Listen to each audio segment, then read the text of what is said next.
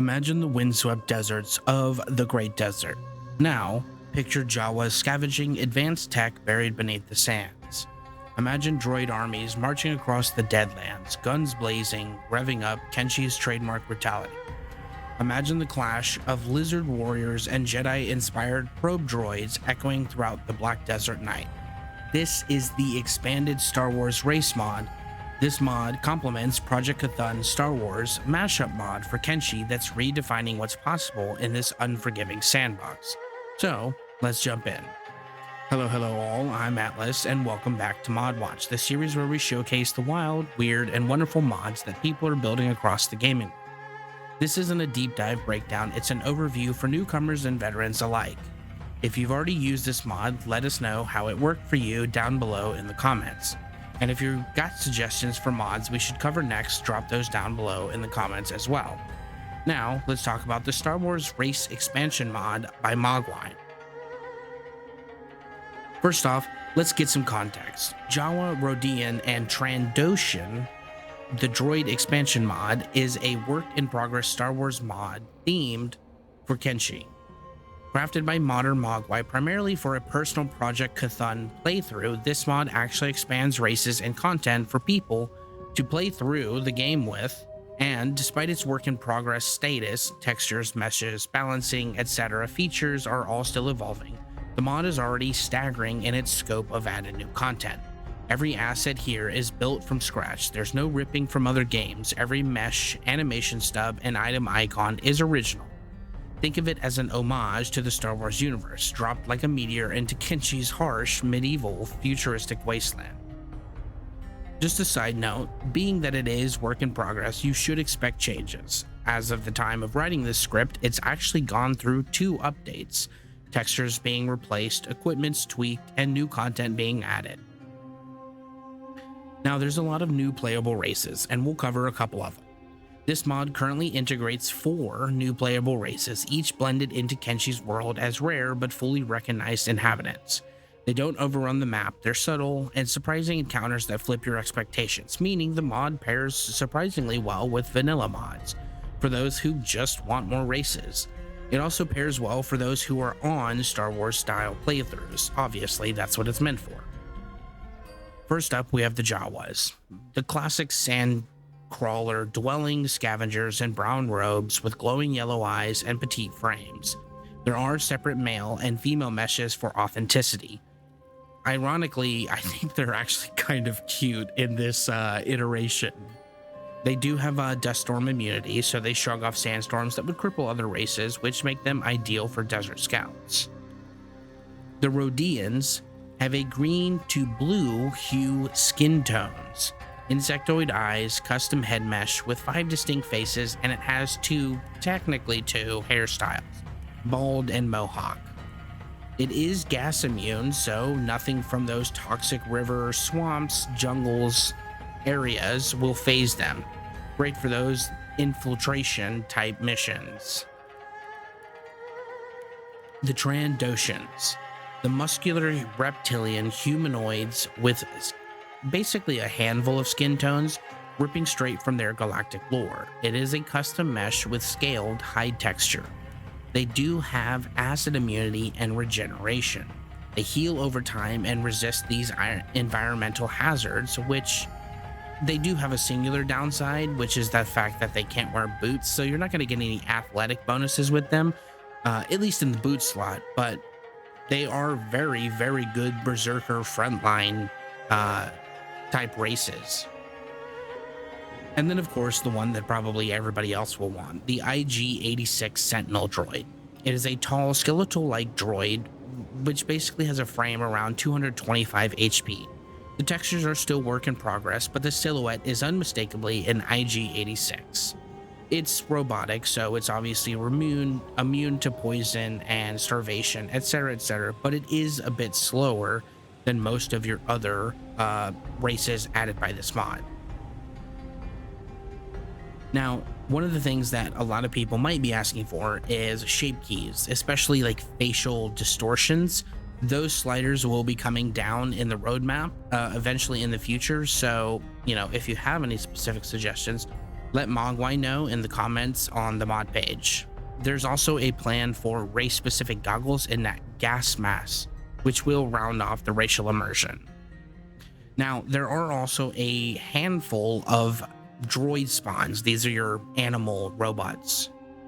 You have the ID-10 Seeker droid, which has an HP of about 160 if I remember correctly. It is a scout skirmisher type, so it is a floating recon droid. The mesh and animations, according to Mogwai, still need a bit of love. The DRK-1 Sith probe droid, which is inspired by Darth Maul's cannon unit. Cannon being, you know, like lore cannon, not like physically a fucking cannon. It's meant to be like a spy utility droid. It has about 200 HP. The T7 series astromech droid. It has 315 HP, and it is meant to be a tank support unit. 3 color variants, and it has very heavy armor. And then of course you have the IG-86 Sentinel droid. You can find rogue and feral droids patrolling the Deadlands, Grey Desert, Shem, Sten Desert, Vane, Venge, Black Desert. Now, basically the same way you would recruit most other animal mods or most other animals in other mods, you just trap them in a cage, and you will need a droid slicer tool sold by the Jawas. Droid balancing is one of the bigger things that is coming in the future, so you can expect stat diversification with some probing bots, some assault bots, and maybe even repurposed mining droids for heavy labor. There are some, you know, variables that can be made with animals. Now, when it comes to gears, weapons, and buildings, there is quite a bit that has been added. No Star Wars experience is complete without gear. Project Cthulhu, and this mod in particular, expanded Star Wars races, equips your squad with everything from scavenger goggles to ion blaster crossbows. The Rodian Tech goggles give a +5% perception bonus, so makes it easier to fight in storms and stuff like that. Then you have your scavenger goggles, which are a universal vision upgrade for, you know, all of your needs. Then you have the Jawa outfits. I think these can only be worn by Jawas. I'm not sure on that, don't quote me on that. But it comes with a hood, a shirt, and pants, which are 2 full sets for style and protection. Then you have your backpacks, the Jawa bandolier, and the desert pack, which carry extra supplies, junk, and scrap. And then the droid slicer tool, encryption scrambler for droid recruitment, which is basically a must-have with this mod. Couple weapons, there is the Kukri blades and wrench maces, melee weapons with sci-fi flares. The Kukri grants a 10+ speed to melee, and the wrench obviously has much more blunt, so it stuns enemies. The ion blaster crossbow is a ranged weapon firing quote-unquote electrified bolts, dealing quote-unquote energy damage, and because of its punch through, it can actually stagger and quote disable armor. There is also a new building, the Sandcrawler HQ. You can purchase this at the Jawa HQ for about 10,000 cats, the blueprint that is. And it functions basically as a mobile giant base. You can obviously plant it anywhere, but it will help enable your bases on the go much more so than like the ancient lab stuff.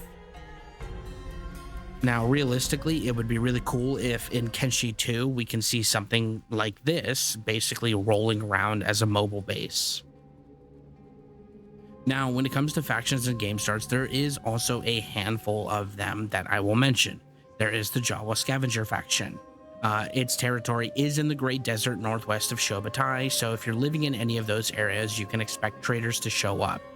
The Sandcrawler base has its own faction leader, shop, and blueprint vendor, so you can expect refreshes to the shop every 24 hours. There are also a handful of wandering traders. You can find Jawa traders spawning in Sten Desert, Great Desert, Grey Desert, and the Border Zone. There are scavenger traders which sell gear, goggles, backpacks, and rare blueprints, and in the future, different types of clothes. And then there is also a droid vendor which offers the ID-10, DRK-1, and the T7 droids for recruitment. And then there are a handful of game starts. There's Jawa Wanderers plus droids, Jawa Wanderers without the droids, Jawa plus a DRK-1, Jawa plus a T-7 astromech, that's the tank mech, and then the IG-86 plus DRK-1 duo. Every game start includes blueprints for Jawa gear, droid tools, and blueprints for other things, so you basically never have to get stuck forcing yourself into a position to go to the Jawa bases. Now, there are quite a lot of things on the roadmap that Mogwai has mentioned. The IG-86 recruitment expansion basically adds Sentinel units to Desert Nobles and boss spawns. More scavenger items, stuff like cloaks and gas masks and accessory gear. Race-specific gear like prosthetic upgrades for the IG-86, maybe some Trandoshan claw enhancements, Rhodian predator masks, etc., etc. It is quite a massive addition to the game, but basically it's one of those that I think if you're into Star Wars and you're looking for something simple, at least the races on their own are fun enough to play with. Now, when it comes to mod compatibility, stuff like reactive world, 256 recruit limit, more combat animations, and advanced character creation basically should all work with it. Stuff, that I would argue are more vanilla plus, and you can find many reasons to pair basically this expansion with vanilla plus mods. Expanded Star Wars Race mod is not here to replace Kenshi's core identity. It's here basically to push the boundaries, kind of the same thing as Project Cthulhu. Jawa scavenging beneath ancient ruins could theoretically be a realistic race in Kenshi. Droid armies rising from desert storms would be dope. Acid immune Trandoshans challenging every bandit outpost as bandits themselves is also a realistic thing. It's a bridge between two universes, one gritty, one galactic, and ironically, it works. So far, it's wild, it's wacky, and it's one of those things that, you might just want to add to your mod list. But it is work in progress, so every month you should, at least expect some minor updates. If you love sandbox chaos, the Project Cthulhu companion mod, Expanded Star Wars Races, is a must-try. If you like this deep dive, smash that like button. It tells me that I am on the right track and doing things well. If you want more Kenshi mods or Star Wars mashups, subscribe, ring the bell, and never miss a drop. If you want to support the channel directly, consider becoming a channel member. Every bit helps keep ModWatch going strong.